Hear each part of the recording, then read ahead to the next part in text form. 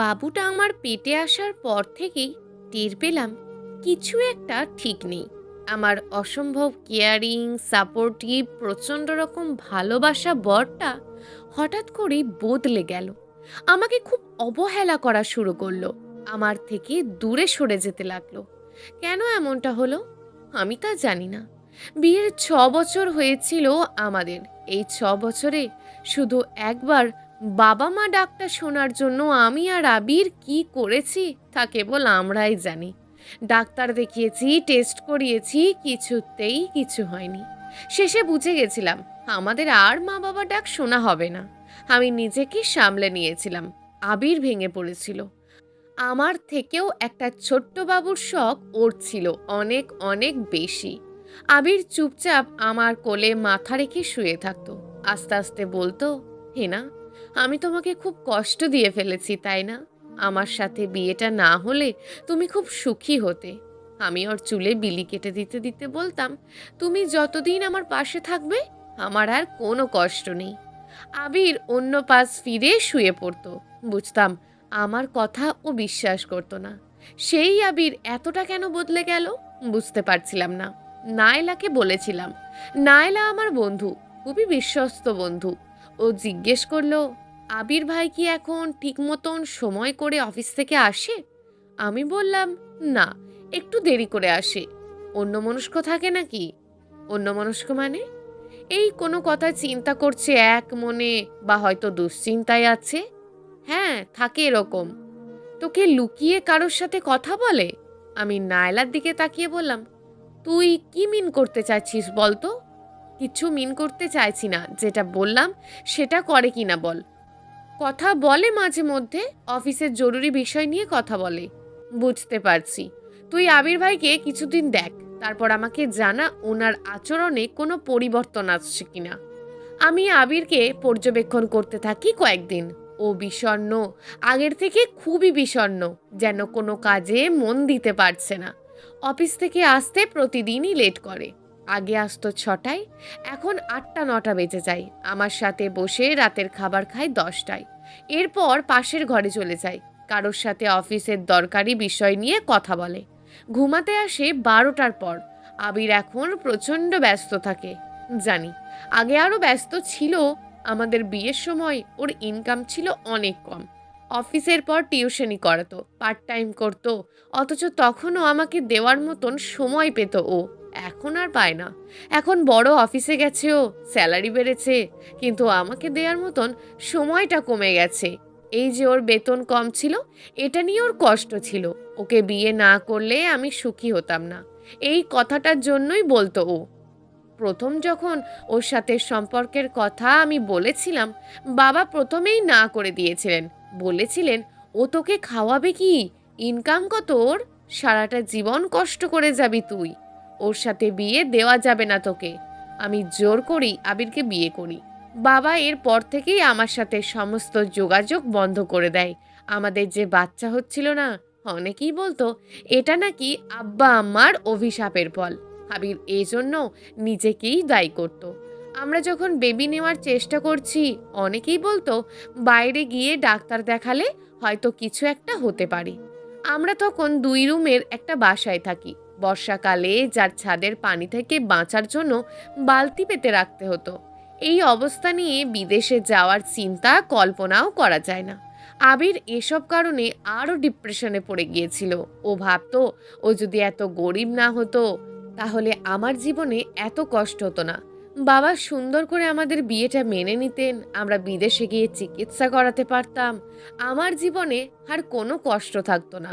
আমি ওকে বোঝাতাম এসব ওর ভুল ধারণা, শুধু ওকে পেয়েই আমি খুশি। আমার জীবনে সত্যিই তেমন কষ্ট নেই। আবির আমার কথা বিশ্বাস করতো না। যেমন হতাশার মধ্যে ছিল ও, তেমন হতাশাতেই ডুবে রইল। সেদিন আবির অফিসে যাওয়ার পর থেকেই আমার মাথা ঘুরছিল। দুপুরে খাওয়ার পর একটু বমিও হলো। পাশের বাসার এক আন্টি ছিলেন, তার কাছে গেলাম। তিনি আমার কথা শুনে বললেন, আরে, মিষ্টি খাওয়া? অসুস্থ হয়ে মিষ্টি কেন খাওয়াবো? না বুঝে তার দিকে তাকিয়ে রইলাম। তিনি উচ্ছ্বাসিত হয়ে যে কথাটা আমাকে বললেন, আমি বিশ্বাসই করতে পারছিলাম না তা শুনে। রাতে আবির বাসায় ফিরল টিউশনি সেরে। আমি ওকে একটা হাতে আঁকা ছবি দেখালাম। ছবিতে আমি, আবির আর আমাদের মাঝে একটা বাবুর ছবি আঁকা। আবির হেসে বলল, তোমার আঁকার হাত ভালো। আমি রেগে গিয়ে বললাম, তুমি একটা গাধা। আবির কি হলো বুঝতে না পেরে একবার আমার দিকে আর একবার ছবির দিকে চাইতে লাগলো। তারপর চোখ বড় বড় করে বলল, সত্যি? আমি লজ্জা মাখা মুখ নিচু করে ফেললাম। আবিরের চোখের দিকে তাকাতেই পারছিলাম না লজ্জায়। মাথা ঝাঁকিয়ে শুধু জানিয়ে দিলাম, ও যা চিন্তা করছে তা সত্যি। এরপর আবির কি করবে এই নিয়ে আমি অনেক কিছু ভেবে রেখেছিলাম। হয়তো ও আমাকে কোলে তুলে নিয়ে ঘোরাতে থাকবে সিনেমার মতন, অথবা আমাকে শক্ত করে জড়িয়ে ধরবে, অথবা আমার হাতটা টেনে ধরে বলবে, চলো ছাদে যাই আজ। আবির কিছুই করলো না, বারান্দায় চলে গেল। বারান্দায় গিয়ে সিগারেট টানতে লাগলো। খুব দুশ্চিন্তায় পড়লেই যেমন করে সিগারেট টানতে থাকে সেরকম। আমি ওর কাছে গিয়ে বললাম, তুমি খুশি হওনি? আবির আমার দিকে তাকিয়ে বলল, খুশি হয়েছি, খুব খুশি হয়েছি। তুমি বিশ্বাস করতে পারবে না কি পরিমাণ খুশি আমি হয়েছি। কিন্তু আমাদের অবস্থায় একটা বাবু মানুষ করা কিভাবে সম্ভব? আমি আবিরকে জড়িয়ে ধরে বললাম, তুমি চিন্তা করো না। ওপরওয়ালা যখন আমাদের প্রার্থনা শুনেছেন, তখন আমাদের দুঃখ কষ্ট তিনি দূর করে দেবেন। আবির ভাইয়ের দিকে তাকিয়ে সিগারেট টানতে লাগলাম। কিছুই বলল না আর। পরদিন আবির একটু আগেই অফিস থেকে ফিরে এলো। এসে বলল, হেনা, যে কোম্পানিটায় আমি ইন্টারভিউ দিয়েছিলাম না গত মাসে, ওখানে আমার জব হয়ে গেছে, কালকেই জয়েন। আমি অবাক হয়ে গেলাম। অবাক হলাম এজন্য না যে আমার বেবি আসার সুসংবাদের সাথে আবিরের চাকরি পাওয়ার সুসংবাদটাও এত তাড়াতাড়ি কিভাবে চলে এলো। আমার অবাক হওয়ার কারণ ছিল আবিরের নির্লিপ্ততা। আবির খুব ঠান্ডা শান্ত গলায় সংবাদটা আমায় দিল, যেন কিছুই হয়নি। অথচ সেই কোম্পানিতে জব পাওয়া মানে আমাদের আর্থিক কষ্ট অনেকটাই কমে যাওয়া। আবিরের বেতন আগের বেতনের চেয়ে 4 গুণ বেড়ে যাবে নতুন চাকরিতে। নতুন চাকরিতে আবিরের ব্যস্ততা বেড়ে গেছে, ওর ফোনের পরিমাণও বেড়ে গেছে। রাত 1টা পর্যন্ত ফোনে কথা বলে ও। আমি তাড়াতাড়ি ঘুমিয়ে পড়ি। ওর সাথে কোনো দিন একটা কথাও বলা হয় না। নায়লা সব শুনে বলল, তুই পুরোপুরি শিওর যে আবির ভাই অফিসের ব্যাপারেই রাতে কথা বলে? হ্যাঁ, শিওর। আর কার সাথে কথা বলবে ও? মাই ডিয়ার সুইট লিটল বান্ধবী, শোন, দুনিয়ার সবচেয়ে কাজ পাগলা মানুষও নিজের ফ্যামিলির জন্য কিছু সময় দেয়। সারাটা দিন ও কাজের পিছনে ব্যয় করে না। তুই কি বলতে চাস? শোন, ওয়াইফের প্রেগন্যান্সির সময় স্বামীদের আর একটা সম্পর্কে জড়িয়ে পড়ার ব্যাপারটা কমন। অনেক ছেলেই বউ মা হতে চলে তাকে মা সুলভ সম্মানের আসনে বসিয়ে দেয়। তার জন্য প্রেমিকার মতন আবেগটা আর থাকে না। ইন্টারকোর্স বন্ধ হওয়াটার এফেক্টের ফলে এখানে। তখন ছেলেরা কি করে? তারা অন্য কারোর মাঝে তার প্রেমিকার খোঁজ করে বেড়ায়। তুই আর কখনো আমার সামনে এসব কথা বলবি না। নায়লা উঠে চলে যাওয়ার সময় বলল, তোকে হার্ট করার জন্য সরি, কিন্তু এটাই ফ্যাক্ট। তুই নিজে একটু চোখ কান খোলা রাখ, সব জানতে পারবি। আবির ঘরে এলে আমি সরাসরি তাকে জিজ্ঞেস করলাম, কি ব্যাপার বলো তো আবির? আজকে আমাকে সত্যিটা বলবে। তুমি কি আমাকে আর ভালোবাসো না? আমি প্রেগনেন্ট হয়ে কি খুব বেশি অপরাধ করে ফেলেছি? আবির আমার দিকে হতবাক হয়ে তাকিয়ে বলল, না, এমন কেন বলছো? তাহলে তুমি আমায় এড়িয়ে কেন চলছো? কেন আমার সাথে একটুও ভালো মতো কথা বলছো না? আমাকে কি আর পছন্দ না তোমার? তাহলে বলো, আমি চলে যাচ্ছি। এসব অবহেলা আমি আর নিতে পারছি না। আমি খুব চেষ্টা করেছিলাম কান্না না করার, পারলাম না। আমার সবটুকু ক্ষোভ চোখের পানি হয়ে ঝরতে লাগলো। আবির আমাকে জড়িয়ে ধরে বলল, তোমাকে নিজের অজান্তেই অনেক কষ্ট দিয়ে ফেলেছি।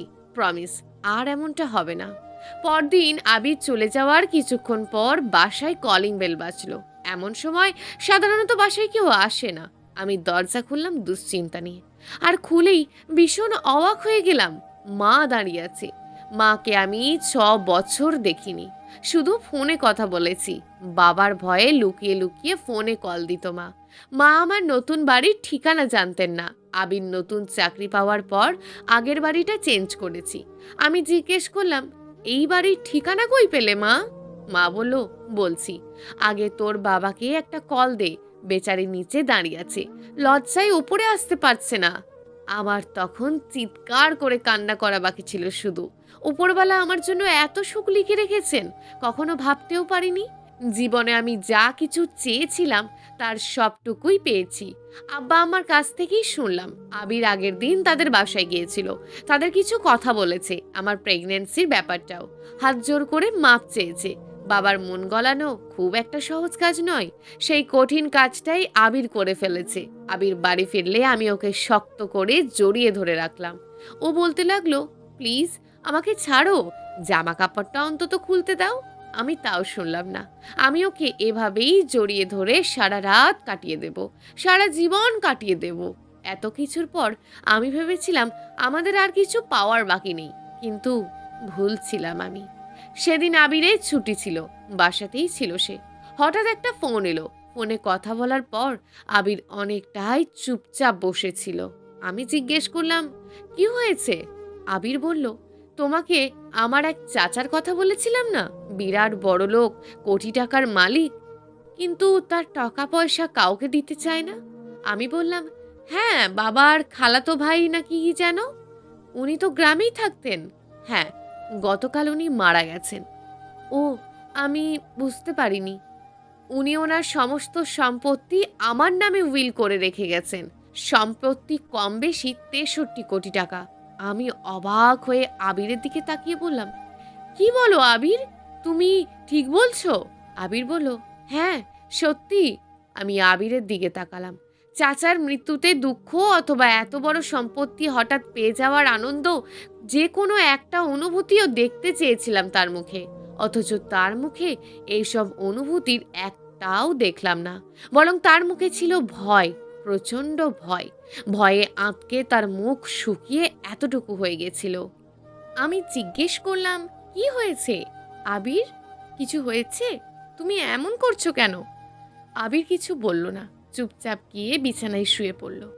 সারা দিন আর বিছানা থেকে উঠল না। আমি রাতে শুতে যাওয়ার সময় অবাক হয়ে গেলাম। আবির বিছানার পাশে দাঁড়িয়ে আছে, তাকিয়ে আছে আমার দিকে। ফিসফিস করে বলল, হেনা, তোমার যখন একবার বেবি এসেছে, তার মানে আমরা কেউ ইনফার্টাইল না, তাই না? আমরা ইচ্ছে করলে আরও বেবি নিতে পারবো, তাই না? আমি অবাক হয়ে বললাম, কি বলো এসব? তুমি ঠিক আছো? আবির বলল, চলো আমরা অ্যাবর্শন করে নিই, এই বেবি আমাদের লাগবে না। আমি কিছুক্ষণ চুপচাপ দাঁড়িয়ে রইলাম। কি বলছে আবির? আমি বুঝতে পারিনি। আবার জিজ্ঞেস করলাম, কি বললে তুমি? কিছু না, চলো ঘুমাই। আবির বিছানায় শুয়ে পড়ল, একটা কথাও বলল না। আবার আমিও শুয়ে পড়লাম। শুয়েই ঘুমিয়ে গেলাম। ঘুম ভাঙলো মাঝরাতে। আমার পেটের ওপর কি যেন চেপে রয়েছে। চেয়ে দেখি আবির। ও আমার পেটে কান পেতে কিছু শোনার চেষ্টা করছে। চোখ দুটো আতঙ্কে বড় বড়। আমি চিৎকার করে উঠলাম। ভয় পেয়েছিলাম প্রচণ্ড। আবির লাফ দিয়ে বলে উঠল, ভয় পেও না, ভয় পেও না, একদম কিচ্ছু হয়নি। বলি এক গ্লাস পানি এগিয়ে দিল আমায়, দিয়ে বলল, পানি খেয়ে শুয়ে পড়ো। বলেই অন্য পাশে ফিরে শুয়ে ঘুমিয়ে পড়ল। সারা রাত উঠল না। এরপরের কয়েকদিন ওর আচরণ আরও অস্বাভাবিক হয়ে উঠল। মাঝরাতে এঘর ওঘর ঘোরাঘুরি করে। আমি ঘুমালে লুকিয়ে লুকিয়ে আমার পেটে কান পেতে কিছু শুনতে চাই। মাঝে মাঝে ফোনে কারোর সাথে কথা বলে। 2-3 দিন আমাকে জিজ্ঞেস করলো, তুমি কি নিচে কালো জামা পরা লোকজনদের হাঁটাহাঁটি করতে দেখেছো? আবিরের পর আমার জন্য কিছু ওষুধ নিয়ে এলো, যেগুলো ডাক্তার প্রেসক্রাইব করেনি। বলল ওষুধগুলো খেতে, বাচ্চার জন্য নাকি ভালো। আমি খেলাম না ওষুধগুলো। আমার কেমন ভয় হতে লাগলো আবিরকে। নায়লা অবশ্য বলল এগুলো আবিরের নাটক, আমাকে দূরে সরিয়ে দেওয়ার জন্য আবির নাটক করছে। একদিন দুপুরে ঘুম ভাঙলো আমার। ভর দুপুর, ঘরে কেউ থাকার কথা নয়, অথচ দেখলাম আবির দাঁড়িয়ে আছে, হাতে একটা ছুরি। আমি প্রচণ্ড ভয় আর আতঙ্ক নিয়ে জিজ্ঞেস করলাম, তুমি কখন এলে অফিস থেকে? তোমার হাতে ছুরি কেন? আবির কিছু বলল না। ছুরিটা শোকেসের ওপর রেখে চুপচাপ বসার ঘরে চলে গেল। সেদিনই আমি মায়ের বাসাতেই চলে গেলাম। আবিরের সাথে থাকতে ভয় করছিল আমার। মায়ের বাসায় ছিলাম 2 দিন। 2 দিন একবারের জন্যও আবির ফোন করেনি আমায়। আমার খুব খারাপ লাগছিল আবিরের জন্য। কি করছে ও? একা একা ঠিক মতন খাওয়া দাওয়া করতে পারছে তো? খারাপ লাগার সাথে এলো অভিমান। ও এরকম কেন? আমি ওর জন্য এত কষ্ট পাচ্ছি, আমার কথা একবারও কি মনে পড়ে না ওর? নাকি নায়লার কথাই ঠিক? সত্যি অন্য কারোর মধ্যে আমাকে খুঁজে নিয়েছে সে? আমি আবিরকে ফোন দিলাম। আবির ফোন ধরল না। সারাটা সন্ধ্যা কেটে গেল। আমি একটা ফোন কলের আশায় বসে রইলাম। আবির ব্যস্ত, তাই আমার ফোন দেখেনি। ও ফোন দেবে, একটু পরই ফোন দেবে, কাজটুকু শেষ হলেই ঠিক ফোন দেবে। আবিরের ফোন এলো না। রাতে একটু আগেই শুয়ে পড়েছিলাম, ভালো লাগছিল না। রাত তখন 12টা। চোখটা মনে হয় একটু লেগেছিল। এই সময় ফোনটা বাজলো। আমি হাতে নিলাম ফোনটা, আবিরের ফোন। ফোনটা কেটে রেখে দিলাম, ওর কল ধরবো না। আবারও ফোন বাজলো, আবির কল করেছে। আমি ফোন না ধরলে ও কল করতেই থাকবে। ধরলাম ফোনটা। আবির ওপাশ থেকে ফিসফিস করে বলল, খুব রাগ করেছো হেনা? আমি সত্যিই খুব সরি। আমার রাগটা পড়ে গেল তখনই। আবিরকে বুঝতে দিলাম না, বললাম, রাগ কেন করব? কার জন্য রাগ করব? সে তো ভুলেই গেছে আমাকে। আবির বলল, আমাকে মাফ করে দাও হেনা। একটা জিনিস আমাকে কুঁড়ে কুঁড়ে খাচ্ছে। তোমাকে বলতে চাইছি, কিন্তু বলতে পারছি না। তুমি শুনে আমাকে মাফ করতে পারবে না? আমি বললাম, বলো, আমি শুনবো। Confession of an adultery. Naila বলতো বলতো আবির আমার সাথে চিট করলে কোনো না কোনো দিন বলবে। সেদিনটাই হবে আমার জন্য খুব কঠিন একটা দিন। আমি সেই ধাক্কা সামলাতে পারবো কিনা জানি না। অনেকেই নাকি সামলাতে পারে না। আবির কি এমন কিছুই বলবে আজ রাতে আমাকে? আজকে আমাকে সেই ধাক্কাটাই সামলানোর রাত। আবির বলতে শুরু করলো, তোমার কি মনে আছে নতুন চাকরিটা পাওয়ার 2 মাস আগে আমি একদিন খুব দেরি করে বাসায় ফিরেছিলাম? বৃষ্টি পড়ছিল, তুমি জিজ্ঞেস করেছিলে এত দেরি হলো কেন বাসায় আসতে? না, মনে নেই। মনে থাকবার কথাও না আসলে। তখন তো আমি প্রায় রাত করেই বাড়িতে ফিরতাম। সেদিনও তেমনই ফিরেছিলাম। তোমাকে বলেছিলাম অফিসের কাজে দেরি হয়েছে আসতে। আসলে সত্যি এটা না, আসল সত্যিটা ছিল অন্য কিছু। আসল সত্যিটা কি? আসল সত্য হলো, আমি অন্য জায়গায় গিয়েছিলাম। একটা আনহোলি জায়গা। আমার বন্ধু শালুক আমাকে নিয়ে গিয়েছিল। শালুককে তো তুমি চেনো? হ্যাঁ, তোমার পাগল কিসিমের বন্ধুটা। হ্যাঁ, সেই। ও আগে পাগল ছিল না। আমাদের মধ্যে সবচেয়ে ব্রিলিয়ান্ট ছিল ও। আমরা বলতাম আমাদের কলেজ থেকে একজনও যদি বুয়েটে যায়, সেটা শালুকই যাবে। অথচ শালুক কোনো ভার্সিটিতে চান্স পায়নি। কেমন জানি পাগল টাইপের হয়ে গিয়েছিল। কিসের যেন নেশায় পড়ে গিয়েছিল। আমাকে অবশ্য কখনো বলেনি। তারপর শালুককে আমি সবসময় আমার কষ্টের কথা বলতাম। তুমি তো জানো, এই যে আমার টাকা নেই, তোমার শখ আহ্লাদ পূরণ করতে পারছি না, নিজেকে ছোট মনে হতো খুব। এসবও শালুককে বলেছিলাম। শালুক একদিন রেগে গিয়ে বলল, তোর ওই সব বকর বকর শুনতে বিরক্ত ধরে গেল, চল তোকে এক জায়গায় নিয়ে যাই। ও আমাকে নিয়ে একটা বস্তি মতো ঘরে গেল। গিয়ে বলল, তুই কি আসলেই চাস তোর টাকা পয়সা হোক? আমি বললাম, হ্যাঁ চাই। টাকার জন্য তুই সব কিছু করতে পারবি? পারবো। নিজের ধর্মকর্ম বিসর্জন দিতে পারবি? আমার মনে হলো শালুক মজা করছে। ও মজা কতদূর যায় দেখার ইচ্ছে ছিল আমার। আমি বললাম, পারবো। তাহলে আমার সাথে সাথে বল। বলি, ও কিসব ভাষা উচ্চারণ করতে লাগলো। আমি ওর সাথে সব কিছু বললাম। বলার পর সে বলল, তুই এখানে বস, আমি বাইরে যাই। একজন লোক আসবে, তার কাছে তুই তোর মনের ইচ্ছা বলিস। বিনিময়ে কিছু চাইবে তোর কাছে, সেটা তাকে দিয়ে দিস। আমি বসে রইলাম। রাত অনেক হয়েছে, বাড়ি ফেরা দরকার। শালুক মনে হয় নেশা করতে গেছে। ওর জন্য তো আর বসে থাকা যায় না। উঠে চলে আসবো। এই সময় একটা লোক ঢুলেন সেই বস্তি মতো জায়গায়। সেই লোকটাকে দেখে আমার বিস্ময়ের সীমা রইল না। লোকটাকে দেখতে ভীষণ সুন্দর। গায়ে কোট জড়ানো, দেখেই বোঝা যাচ্ছে খুব দামি ব্র্যান্ডের কোট। মাথায় একটা হ্যাট। এমন সুন্দর দামি পোশাক পরে এমন সুন্দর দেখতে কেউ এই নোংরা জায়গায় আসতে পারে? আমি ভাবতেও পারিনি। লোকটা বললেন, আপনি আপনার ইচ্ছের কথা বলুন। আমি প্রথমেই বুঝতে পেরেছিলাম না কি বলবো। লোকটার দিকে তাকাতে কেন যেন ভয় ভয় লাগছিল। তাও বললাম, আমার অনেক টাকার দরকার। লোকটা মুচকি হেসে বলল, পাবেন, তবে তার বদলে একটা জিনিস আমাকে দিতে হবে। আমি জিজ্ঞেস করলাম, কি জিনিস? আপনার স্ত্রীর প্রথম সন্তান আমাকে দিতে হবে। আমি অবাক হয়ে গেলাম লোকটার কথা শুনে। পরে মনে হলো এটা শালুকের কাজ। ওই শিখিয়ে পুড়িয়ে কাউকে পাঠিয়েছে আমাকে বোকা বানানোর জন্য। আমি বললাম, আপনি ভুল করছেন, আমার সন্তান হবে না, কোনোদিন হওয়া সম্ভব না। লোকটা বলল, কে বলল সন্তানটা আপনার হবে? সন্তানটা হবে আমার। বলেই সেই হঠাৎ বেরিয়ে গেল। তাকে আর আমি দেখতে পেলাম না। আমি একা একাই বাড়িতে চলে এসেছিলাম। শালুকের জন্য অপেক্ষা করিনি। ও কি করে এত জঘন্য ধরনের একটা মজা করতে পারলো আমার সাথে, ভেবেই রাগ লাগছিল। তার কিছুদিন পর সন্ধ্যায় অফিস থেকে বাড়ি ফিরেই আমার আর জ্ঞান ছিল না। সেদিন সারা রাত কি করেছিলাম আমার মনে নেই। আমার কেবল মনে হচ্ছিল আমার শরীরের নিয়ন্ত্রণ আমার কাছে নেই, যেন অন্য কারোর কাছে ছিল। এর ১ মাস পরই তুমি বাউ হওয়ার খবরটা দিলে। আমি প্রথমে বিশ্বাস করতে পারছিলাম না, কিন্তু এরপর থেকেই আমার কাছে এত এত দিক থেকে টাকা আসা শুরু করলো। সত্যিই আমি অবাক হয়ে গেলাম। আমার মনে হলো শালুক তাহলে মজা করেনি, ও যা কিছু করেছে সব কিছুই সত্য। আমি বললাম, আবির, তুমি কি কথা বলছো? তুমি কি বুঝতে পারছো? এত নোংরা কথা তুমি কিভাবে বলতে পারলে আমাদের বাবুকে নিয়ে? আবির বলল, আমি জানি তুমি হার্ট হচ্ছ, কিন্তু তুমি বোঝার চেষ্টা করো, সব কিছু মিলে যাচ্ছে। আমার বেশি বেতনের চাকরি পাওয়া, আমার বড়লোক চাচার হঠাৎ করে মারা যাওয়া, আর তার সমস্ত সম্পত্তি পেয়ে যাওয়া। আমি ফোনটা রেখে দিলাম। আমার মনে হচ্ছে আবিরের সিরিয়াস কিছু সমস্যা হয়েছে। আমার বেবি হওয়ার ওর সমস্যা। ও আমার বাবুটাকে মেনে নিতে পারছে না। আবিরের কাউন্সেলিং বা ওরকম কিছু দরকার। আমি তার কাছে যাব? আমি তো কাউকে চিনি না। নায়লা বলল তার বড় মামার বন্ধু নাকি মানসিক রোগের ডাক্তার, তার কাছেই যাওয়া যায় আবিরকে নিয়ে। পরদিন আমাদের বাড়ির সবাই যাবে পিকনিকে। বছরের একদিন এরকম সবাই পিকনিকে বের হয়। সবাই গেল, কিন্তু আমি একা থেকে গেলাম বাড়িতে। আমার বাইরে যেতে ইচ্ছে করছিল না। আকাশটা দুপুরের পর থেকেই কেমন একটু মেঘলা। শীতকালের বৃষ্টি, অদ্ভুত ব্যাপার। আমি বারান্দায় কাপড় চোপড়গুলো ঘরে এনে রাখলাম। বিছানায় শুয়ে একটু ভাত ঘুম দেব। এই সময় কলিং বেল বাজলো।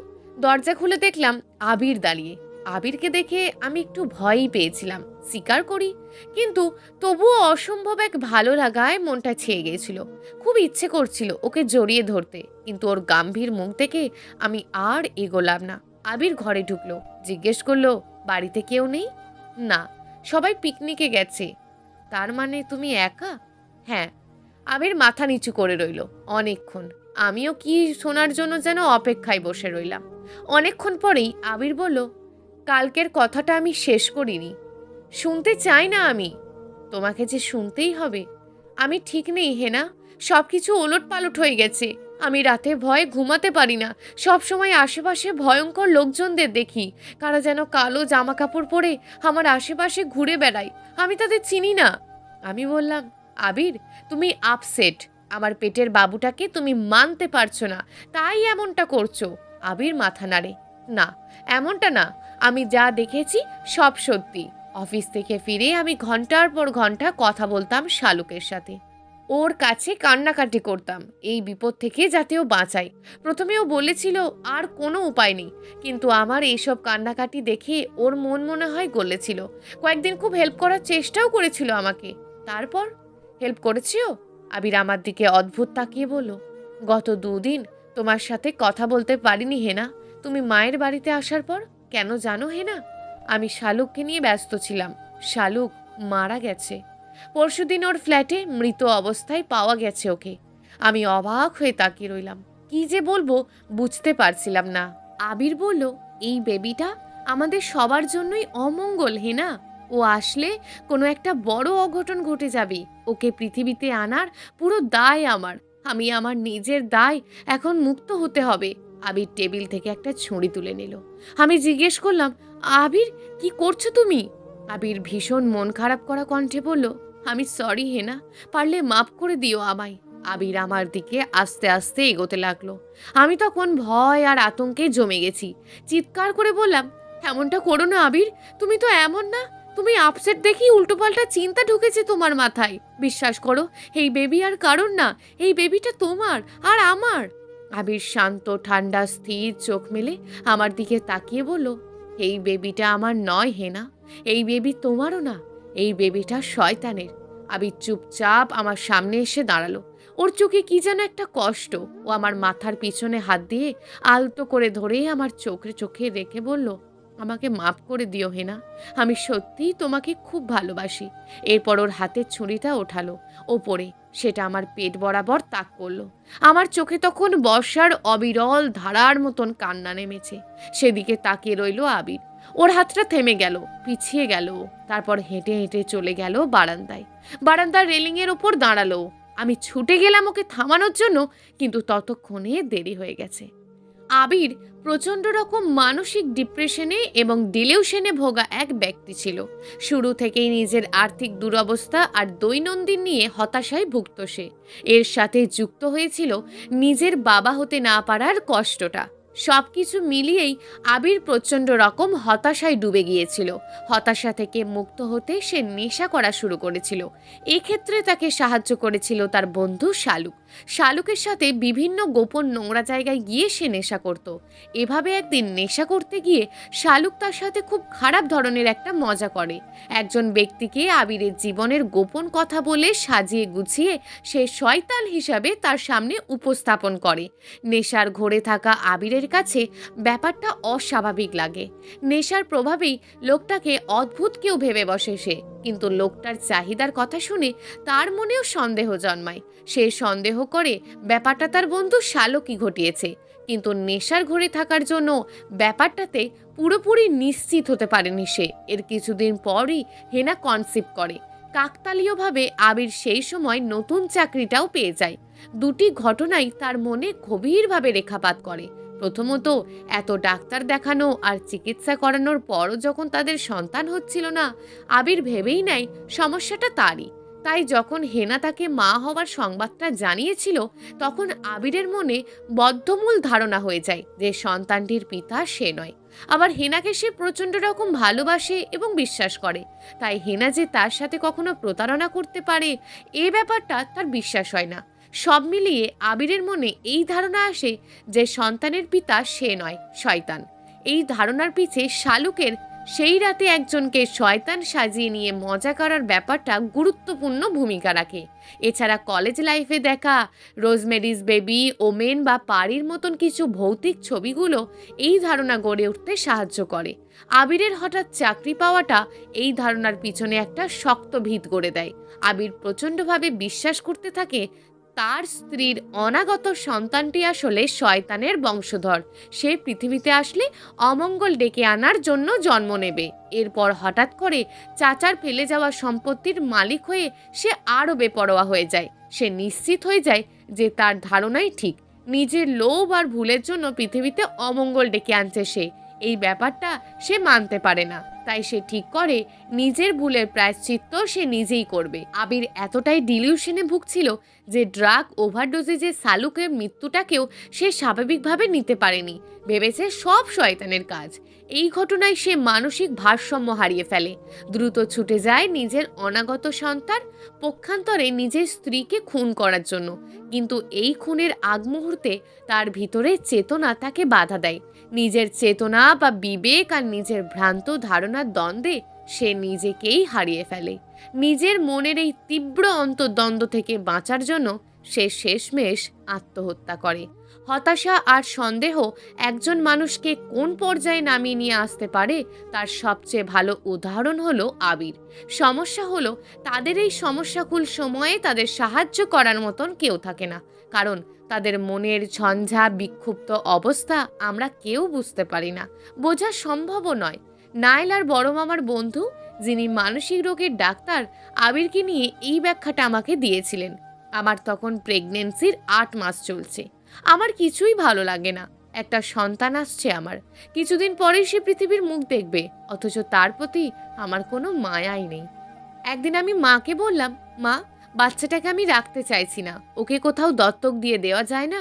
মা আঁতকে উঠে বললেন, ছি মা, এভাবে কেউ বলে? ও তোমার নিজের বেবি, আমাদের প্রথম নাতি। আমরা ওকে কিভাবে অন্য কারোর কাছে দিই বলো? আমি বিষণ্ণভাবে বললাম, ওকে আমি পালতে যে পারবো না মা। ওকে দেখলেই আমার আবিরের কথা মনে পড়বে। আব্বা আম্মা দুজনেই নানানভাবে আমাকে বোঝানোর চেষ্টা করলেন। আমি তবুও মানতে পারছিলাম না। এই বাবুটা আমার কাছে থাকলে কিছুতেই ভালো থাকবে না। আমি ওকে অবহেলা করব, দূরে সরিয়ে রাখবো। ও অন্য কারোর কাছেই মানুষ হোক, সেটাই ভালো হবে। আমার বড় ফুপুর মেয়ে ডাক্তার, তার হাজবেন্ড সবিচালয়ে আছেন। তার উন্নতিতে তিনি দেশের খুব বড় একজন প্রশাসনিক কর্মকর্তা হয়ে যাবেন ভবিষ্যতে, কোনো সন্দেহ নেই। তাদের মনে একটাই দুঃখ, তাদের সন্তান হচ্ছে না। আমি যখন আমার বাবুকে দত্তক দেওয়ার ব্যাপারে পুরোপুরি বদ্ধপরিকর, একদিন আপুই আমাকে প্রস্তাবটা দিল, আমার ছেলেকে ওরা নিতে চায়। আমি সাথে সাথেই রাজি হয়ে গেলাম। বাবা মা কিছুতেই রাজি হচ্ছিলেন না প্রথমে, পরে অবশ্য মেনে নিলেন। নাতি তো দূরে কোথাও যাবে না, তাদের পরিবারই থাকবে। হয়তো আমার কাছে থাকার চাইতে ওদের কাছে আরো সুখেই থাকবে সে। আমার ডেলিভারির সময় চলে এলো। মাঝে মাঝেই চেক আপ করাতে নিয়ে যাই। বেবির গ্রোথ ভালো। ডাক্তারেরা আশ্বস্ত করলেন কোনো সমস্যা হবে না। আমি আবিরকে ভুলে থাকার চেষ্টা করি, কিন্তু পারি না। মাঝ রাতে বিছানায় শুয়ে ঝরঝর করে কাঁদি। মনে মনে বলি, তুমি এত কষ্ট নিয়ে চলে গেছিলে। তুমি বলতে তোমাকে বিয়ে করে আমি কষ্টে আছি, কিন্তু আসলে ব্যাপারটা তো উল্টো ছিল। আমি তোমার জীবনে না এলে তোমার জীবনটা এতটা জটিল হতো না। আমাকে খুশি করার চেষ্টায় তুমি দিশেহারা হয়ে যেতে না। তোমার মনে কষ্ট আর ডিপ্রেশনগুলোও থাকতো না। আমি পেটে হাত বোলাই। আবিরের স্মৃতিচিহ্ন যেখানে পরম নিশ্চিন্তে ঘুমিয়ে আছে। ওকে পৃথিবীতে আনার জন্যই আসলে আমার বেঁচে থাকা, নইলে এই পৃথিবীতে বেঁচে থাকার কোনো মানেই ছিল না আমার। ডেলিভারির দিন আমাকে তাড়াতাড়ি নিয়ে আসা হলো হসপিটালে। ডাক্তার অভয় দিয়েছেন কিছুক্ষণের মধ্যেই সব ঠিক হয়ে যাবে। একটা হেলদি ফুটফুটে বেবি আমার হাতে দেবেন তিনি। আমার মা, বাবা, ফুফাতো বোন, আত্মীয় স্বজন সবাই এসেছেন হসপিটালে। আমার দিকে তাকিয়ে হাত নাড়ালো সবাই, বলল যেন ভয় না পাই, কিছুক্ষণের মধ্যেই সব ঠিক হয়ে যাবে। আমিও জানি কিছুক্ষণের মধ্যেই সব ঠিক হবে। আমার বাবুটা পৃথিবীতে প্রথম আলো দেখবে, বড় হতে হতে দেখবে পাহাড়, সাগর, মেঘ, গাঢ় নীল আকাশ। শুধু তার জন্মদাতা কি দেখতে পাবে না কখনো। আবির হয়ে যাবে তার কাছে এক গল্পে শোনা মানুষ। প্রিয় দর্শক, যদি আজকের গল্পটি আপনাদের ভালো লেগে থাকে তাহলে ভিডিওটিতে অবশ্যই একটি লাইক করে আপনার মূল্যবান একটি কমেন্ট করুন। আর হ্যাঁ, চ্যানেলটিকে যদি সাবস্ক্রাইব করে না রাখেন তাহলে চ্যানেলটিকে অবশ্যই সাবস্ক্রাইব করে আমাদের পাশে থাকুন। দেখা হবে আগামীকালের নতুন এবং আকর্ষণীয় গল্প নিয়ে। ধন্যবাদ।